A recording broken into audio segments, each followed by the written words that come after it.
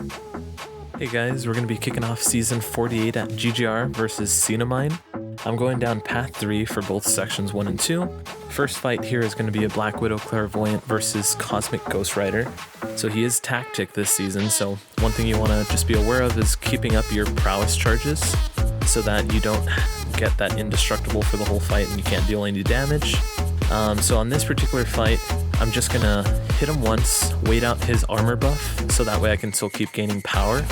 And then at that point, I'm just going to use Black Widow Clairvoyant's SB2 to power Fate Seal him, and then I don't have to worry about actually any of his buffs or him dealing any meaningful damage to me. I'm also going to stay in the bleed mode for most of the fight, just so that I can top off and keep healing up any of the damage chip that I do take. It's pretty simple fight, to be completely honest, nothing too crazy out of control. If you do want to deal more damage, just switch over to the Incinerate mode, but other than that, nothing out of control here.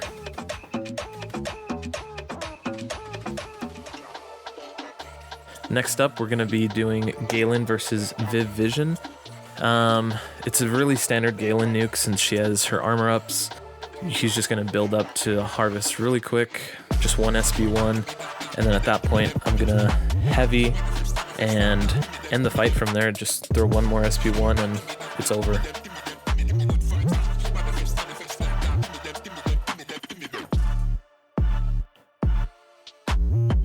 Next up, I'm going to be fighting Future Ant-Man with Hulkling.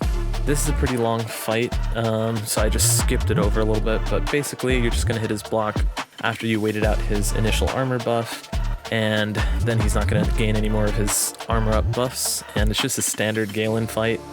Nothing too crazy here. You're going to see this matchup a lot in Path 3. It's a pretty popular placement for Future Ant-Man.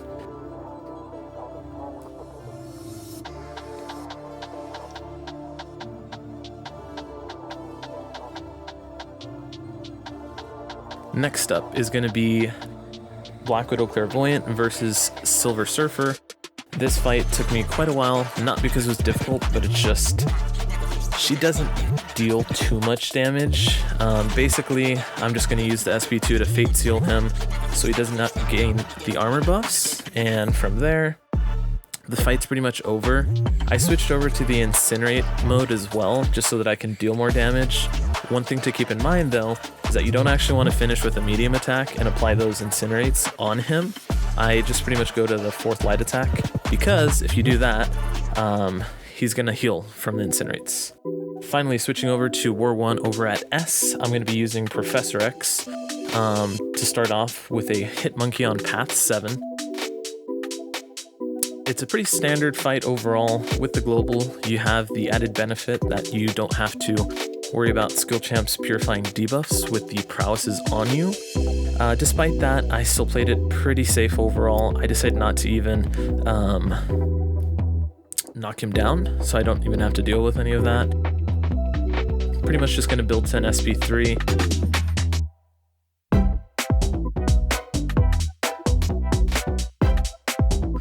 Don't even need to build to the SB3, just an SB2 to finish it off. And next up is a Jabari Panther. Pretty much the same thing here. I did use a White Magneto pre-fight on this fight so that I can freely parry her and not have to worry about her purifying the stun. For this fight, I am also just going to build up to a special 3 and finish the fight from there. Professor X just makes a lot of these fights pretty simple overall. Nothing ever feels out of control, and especially since they changed the node.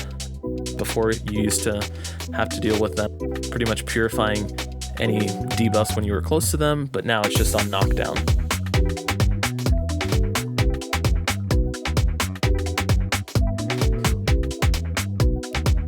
Next up is going to be a Elsa Bloodstone on Path 5 in Section 2. So for this fight, pretty much I'm just going to build to my special 3, also just get some of his charges up as well. And from there, pretty much when I'm close to the special 3, I'm going to go ahead and just get an intercept in, fire off the SB3, finish off the fight.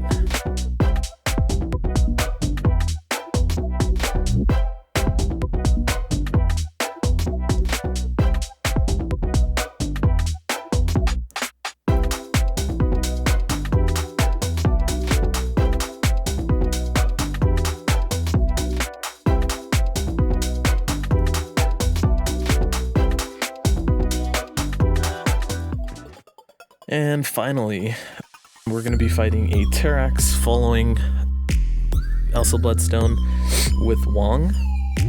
For this fight, what I'm going to be doing is keeping his Bastion of Balthak active to mitigate some of the damage from his aura of rock, and then I'm also going to use the Absorption of Watum to get some regeneration in to just top off as much as I can some of the damage that I do get dealt from his rock aura. Other than that though, I'm sure a professional Wong user would probably be able to do this a lot quicker. I just pretty much played it as safe as I could, got some intercepts in, and just used my SP2s to do most of the meaningful damage.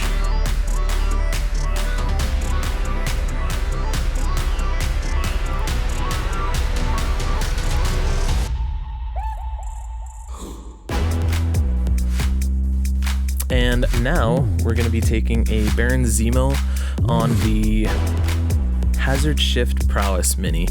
So for this fight, I'm going to use a Power Start 1 boost and just build to an SP3. Throughout this process, I'm pretty much just going to be hitting his block during the Incinerate phase just to try and create some space as well.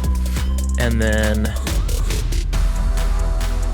just hit him during the shock phase so that I can build up power during those times. In this fight, you're actually going to see his ability to miss comes in handy. I'm going to get saved from being clipped at some point. Overall, Professor X is just going to be pretty great this season.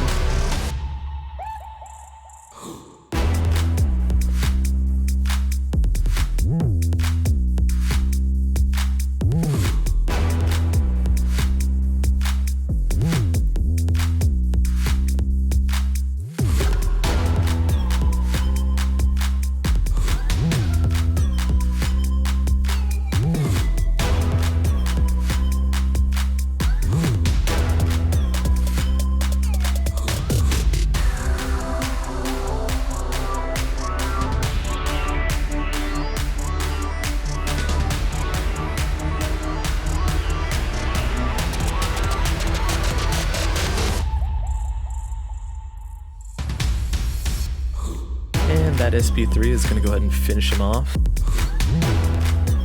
Next up, we're going to be showing the war between LVT and X-Torse. First fight is just going to be a Quicksilver versus Doom on path 6. Basically, I'm just going to be building up my Whiplash and also trying to get up into maximum velocity, at which point I'm just going to fire off the SP2 and the fight will be over at that point.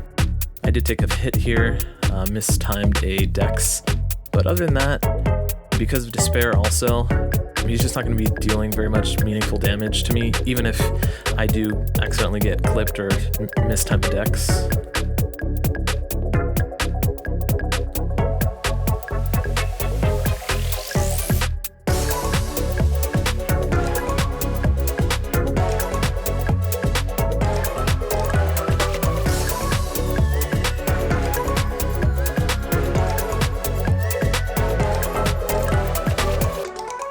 Next up is going to be a Danny Moonstar using my Corvus. I'm just going to pick up a quick Corvus charge on here and just cycle SP2s, and the fight will be over just as quickly as it began.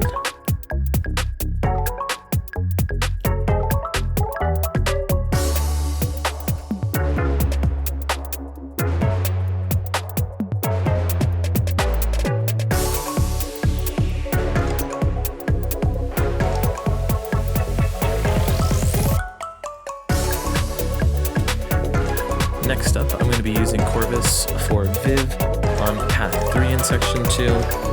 This fight's going to be super simple. I'm going to use the Power Start 1 to try and get to an SP2, but realistically, because she starts with so many armors, you're just going to be tearing right through her, and it doesn't help that she does power drain you, so I'm just pretty much just going to go for a SP1 and close out the fight. Finally, I'm going to be facing another Future Ant-Man on path 3 with Hulkling.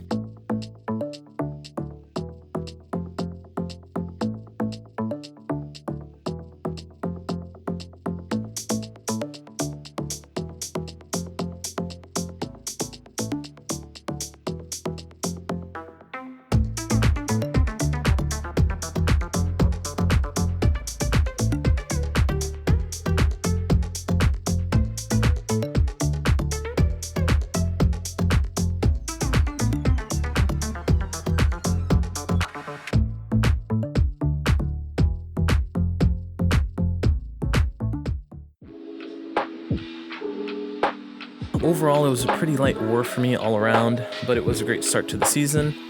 The results were that we actually took a W in both LVT and S, and unfortunately we did lose our first war at GGIR. But hope you guys have a great day, and I will catch you in the next one.